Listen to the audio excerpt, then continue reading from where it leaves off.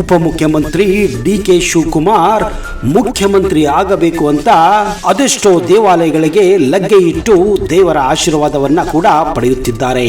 ಕುಂಭಮೇಳದಿಂದ ಹಿಡಿದು ನಿನ್ನೆ ಗೋಕರ್ಣದ ಆತ್ಮಲಿಂಗ ದರ್ಶನವನ್ನು ಕೂಡ ಮಾಡಿದ್ದಾರೆ.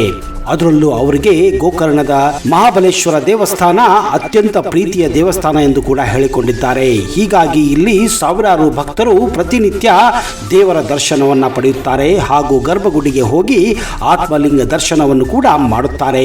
ಡಿ.ಕೆ. ಶಿವಕುಮಾರ್ ಕೂಡ ಆತ್ಮಲಿಂಗವನ್ನ ಮುಟ್ಟಿ ದೇವರ ದರ್ಶನವನ್ನ ಪಡೆದು ಆಶೀರ್ವಾದವನ್ನು ಕೂಡ ಪಡೆದಿದ್ದಾರೆ. ಅಷ್ಟೇ ಅಲ್ಲದೆ ಮಹಾಬಲೇಶ್ವರ ತಮಗೆ ಮುಖ್ಯಮಂತ್ರಿ ಆಗುವ ಆಶೀರ್ವಾದ ಕೂಡ ಕೊಟ್ಟಿದ್ದಾನೆ ಎನ್ನುವ ನಂಬಿಕೆಯಿಂದ ಅಲ್ಲಿಗೆ ಬಂದಿದ್ದರು ಅಂತ ಅವರ ಕೆಲವು ಆಪ್ತರು ಹೇಳಿಕೊಂಡಿದ್ದಾರೆ. ಹಾಗಾದ್ರೆ ಗೋಕರ್ಣದ ಮಹಾಬಲೇಶ್ವರ ಡಿ.ಕೆ.ಶಿಗೆ ಆಶೀರ್ವಾದ ಕೊಟ್ಟನ ಅಥವಾ ಇಲ್ಲವಾ ಅನ್ನೋದು ಮುಂದಿನ ಕಥೆ. ಆದರೆ ಈ ಗೋಕರ್ಣದ ಮಹಾಬಲೇಶ್ವರ ಅತ್ಯಂತ ಪವರ್ಫುಲ್, ಅತ್ಯಂತ ಶಕ್ತಿಶಾಲಿ. ಆದ್ರೆ ಇದರ ಇತಿಹಾಸ ಎಷ್ಟೋ ಜನಕ್ಕೆ ಗೊತ್ತಿಲ್ಲ. ಕರ್ನಾಟಕದಲ್ಲಿ ಇದ್ದು ಕೂಡ ಗೋಕರ್ಣದ ದರ್ಶನವನ್ನು ಮಾಡದಂತಹ ಹಲವಾರು ಭಕ್ತರು ನಮ್ಮಲ್ಲಿ ನಿಮ್ಮಲ್ಲಿ ಇರಬಹುದು.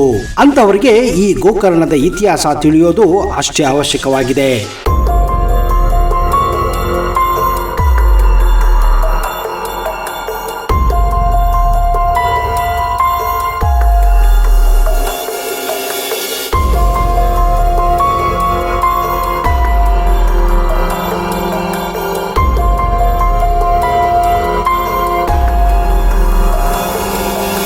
ಈ ಶಿವಲಿಂಗ ಭೂಮಿಯ ಮೇಲೆ ಅಲ್ಲ, ಭೂಮಿಯ ಗರ್ಭದಲ್ಲಿದೆ.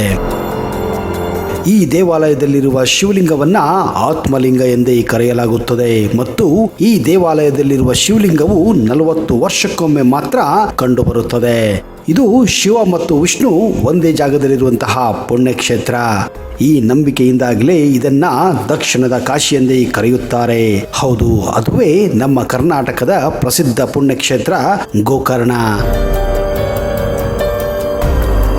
ಆದರೆ ಈ ದೇವಸ್ಥಾನಕ್ಕೆ ಹೋದಾಗ ಹಲವಾರು ಭಕ್ತರು ತಮಗೆ ಗೊತ್ತಿಲ್ಲದ ಹಾಗೆ ಹಲವಾರು ತಪ್ಪುಗಳನ್ನ ಮಾಡುತ್ತಾರೆ. ಹೀಗೆ ಮಾಡುವುದರಿಂದ ಗೋಕರ್ಣಕ್ಕೆ ಹೋದವರು ತಮಗೆ ಆ ದೇವರ ಆಶೀರ್ವಾದ ಸಿಗುವುದಿಲ್ಲ, ಕಷ್ಟಗಳು ಕೂಡ ತಪ್ಪುವುದಿಲ್ಲ. ಗೋಕರ್ಣ ಉತ್ತರ ಕನ್ನಡ ಜಿಲ್ಲೆಯಲ್ಲಿರುವ ಒಂದು ಪ್ರಸಿದ್ಧ ಪುಣ್ಯಕ್ಷೇತ್ರ ಹಾಗೂ ಅತ್ಯಂತ ಸುಂದರ ಕಡಲ ತೀರವನ್ನು ಹೊಂದಿರುವಂತಹ ಒಂದು ಪ್ರದೇಶವಾಗಿದೆ. ಈ ಸ್ಥಳವನ್ನು ಹಿಂದೂ ಧರ್ಮದಲ್ಲಿ ಸಾಕಷ್ಟು ಪವಿತ್ರವೆಂದು ಪರಿಗಣಿಸಲಾಗಿದೆ ಮತ್ತು ಜಾನಪದ ಕಥೆಗಳು ಗೋಕರ್ಣವು ಶಿವ ಮತ್ತು ವಿಷ್ಣುವಿನ ನಗರ ಎಂದು ಸೂಚಿಸುತ್ತವೆ. ಗೋಕರ್ಣದ ಮಹಾಬಲೇಶ್ವರ ದೇವಾಲಯವು ಇಲ್ಲಿರುವ ಅತ್ಯಂತ ಹಳೆಯ ಮತ್ತು ಅದ್ಭುತವಾದಂತಹ ಈ ದೇವಾಲಯವು ಕನಿಷ್ಠ 1500 ವರ್ಷಗಳಷ್ಟು ಹಳೆಯದೆಂದು ಹೇಳಲಾಗುತ್ತಿದೆ ಮತ್ತು ಇದು ಕರ್ನಾಟಕದ 7 ವಿಮೋಚನಾ ಸ್ಥಳಗಳಲ್ಲಿ ಒಂದಾಗಿದೆ. ಈ ದೇವಾಲಯದಲ್ಲಿರುವ ಶಿವಲಿಂಗವನ್ನು ಆತ್ಮಲಿಂಗವೆಂದೇ ಕರೆಯಲಾಗುತ್ತದೆ ಮತ್ತು ಈ ದೇವಾಲಯದಲ್ಲಿರುವ ಶಿವಲಿಂಗವು 40 ವರ್ಷಕ್ಕೊಮ್ಮೆ ಮಾತ್ರ ಗೋಚರಿಸುತ್ತದೆ. ಈ ನಂಬಿಕೆಯಿಂದಾಗಲೇ ಇದನ್ನ ದಕ್ಷಿಣದ ಕಾಶಿ ಎಂದೇ ಕರೆಯುತ್ತಾರೆ.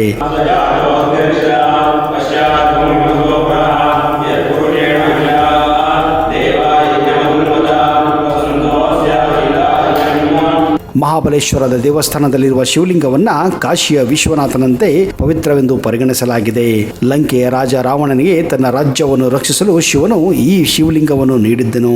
ಆದರೆ ಗಣೇಶ ಮತ್ತು ವರುಣ ದೇವನು ಶಿವಲಿಂಗವನ್ನು ಇಲ್ಲಿ ರಾವಣನಿಂದ ಪಡೆದು ಇಲ್ಲಿ ಸ್ಥಾಪಿಸುತ್ತಾರೆ.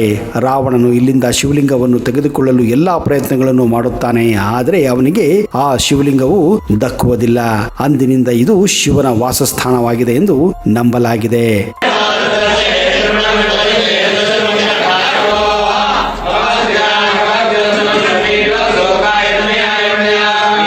ಮಹಾಬಲೇಶ್ವರ ದೇವಸ್ಥಾನದಲ್ಲಿ 6 ಅಡಿ ಎತ್ತರ ಶಿವಲಿಂಗವಿದೆ ಮತ್ತು ಈ ದೇವಾಲಯದಲ್ಲಿ ಬಿಳಿ ಗ್ರಾನೈಟ್ ಅನ್ನು ಕೂಡ ಅಳವಡಿಸಲಾಗಿದೆ. ಈ ಶಿವನ ದೇವಾಲಯದಲ್ಲಿ ನೀವು ದ್ರಾವಿಡ ವಾಸ್ತುಶಿಲ್ಪ ಅತ್ಯುತ್ತಮ ಉದಾಹರಣೆಯನ್ನು ನೋಡಬಹುದು. ಮಹಾಬಲೇಶ್ವರ ದೇವಾಲಯವನ್ನು ಹಿಂದೂ ಪುರಾಣಗಳಾದಂತಹ ಮಹಾಭಾರತ ಮತ್ತು ರಾಮಾಯಣದಲ್ಲೂ ಕೂಡ ಉಲ್ಲೇಖಿಸಲಾಗಿದೆ.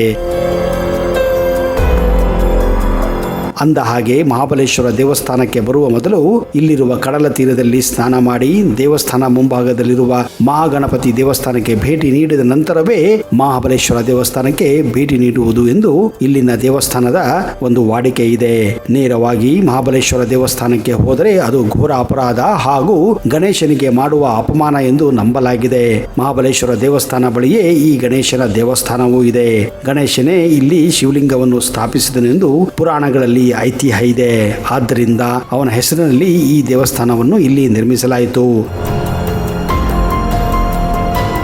ಗೋಕರ್ಣದಲ್ಲಿ ಇನ್ನೂ ಅನೇಕ ಪ್ರಮುಖ ದೇವಾಲಯಗಳಿವೆ. ಅವುಗಳು ತಮ್ಮದೇ ಆದ ನಂಬಿಕೆಗಳನ್ನು ಹೊಂದಿದೆ. ಇದೇ ಸ್ಥಳದಲ್ಲಿ ರಾವಣನು ಗಣೇಶನ ಮೇಲೆ ದಾಳಿ ಮಾಡಿದ್ದನು. ಹೀಗಾಗಿ ಗಣೇಶನ ತಲೆಯ ಮೇಲೆ ಒಂದು ಗುಂಡು ಕೂಡ ಇದೆ. ಗೋಕರ್ಣದಲ್ಲಿ ಉಮಾಮಹೇಶ್ವರಿ ದೇವಾಲಯ, ಭದ್ರಕಾಳಿ ದೇವಾಲಯ, ವರದರಾಜ ದೇವಾಲಯ ಮತ್ತು ತಾಮ್ರಗೌರಿ ದೇವಾಲಯಗಳು ಕೂಡ ಇವೆ. ಅದಲ್ಲದೆ ಗೋಕರ್ಣದಲ್ಲಿ ನೀವು ಸಜೇಶ್ವರ, ಗುಣವಂತೇಶ್ವರ, ಮುರುಡೇಶ್ವರ ಮತ್ತು ಧಾರೇಶ್ವರ ದೇವಾಲಯಗಳನ್ನು ಕೂಡ ಕಾಣಬೇಕು ಹಾಗೂ ಅಲ್ಲಿಗೆ ನೀವು ಭೇಟಿ ಕೊಡಬೇಕು.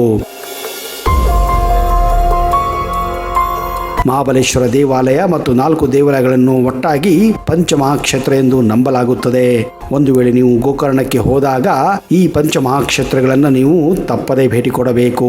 ಆಗಲೇ ಮಾತ್ರ ನೀವು ಬೇಡಿಕೊಂಡಂತಹ ಹರಕೆಗಳು ಪೂರ್ತಿಯಾಗುತ್ತದೆ ಎನ್ನುವ ನಂಬಿಕೆ ಇದೆ. ಮಹಾಬಲೇಶ್ವರ ದೇವಾಲಯದ ಒಳಗೆ ಹಿಂಭಾಗದಲ್ಲಿ ಸ್ವಯಂಭೂ ಶಿವಲಿಂಗದ ಮುಂಭಾಗವನ್ನು ನೋಡಬಹುದಾಗಿದೆ ಮತ್ತು ಅದನ್ನು ಪೂಜಿಸಲಾಗುತ್ತದೆ. ಈ ವಿಗ್ರಹವು ಜಿಂಕೆಯಂತಿದೆ. ಪಾತಾಳ ಲೋಕದಲ್ಲಿ ತಪಸ್ಸಿಗೆಂದು ಹೋದ ಶಿವನು ಗೋವಿನ ಕಿವಿಯಿಂದ ಹೊರಗೆ ಬರುತ್ತಾನೆ. ಆದ್ದರಿಂದ ಈ ಒಂದು ಪ್ರದೇಶವನ್ನ ಗೋಕರ್ಣ ಎಂದು ಕರೆಯಲಾಗುತ್ತದೆ. ಇಲ್ಲಿ ನೀವು ಅಪ್ಪಿ ತಪ್ಪಿಯು ಜೀನ್ಸ್ ಪ್ಯಾಂಟ್ ಅಥವಾ ಶರ್ಟ್ಗಳನ್ನು ಧರಿಸಿ ಮಹಾಬಲೇಶ್ವರ ದೇವಸ್ಥಾನಕ್ಕೆ ಹೋಗುವಂತಿಲ್ಲ. ನೀವು ಕಡ್ಡಾಯವಾಗಿ ಇಲ್ಲಿ ನಿಮ್ಮ ಶರ್ಟ್ಗಳನ್ನ, ಅಂದರೆ ನೀವು ಹಾಕಿಕೊಂಡಿರುವ ಅಂಗಿಗಳನ್ನ ತೆಗೆದು ಆಮೇಲೆ ದೇವಸ್ಥಾನಕ್ಕೆ ಪ್ರವೇಶ ಕೊಡಬೇಕು.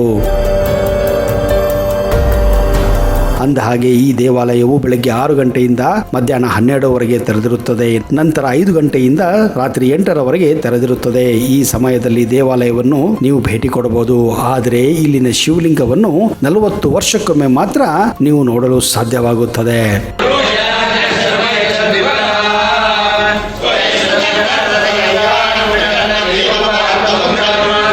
ಆ ಒಂದು ಶಿವಲಿಂಗವನ್ನು ನೋಡುವುದೇ ಒಂದು ಅದೃಷ್ಟ.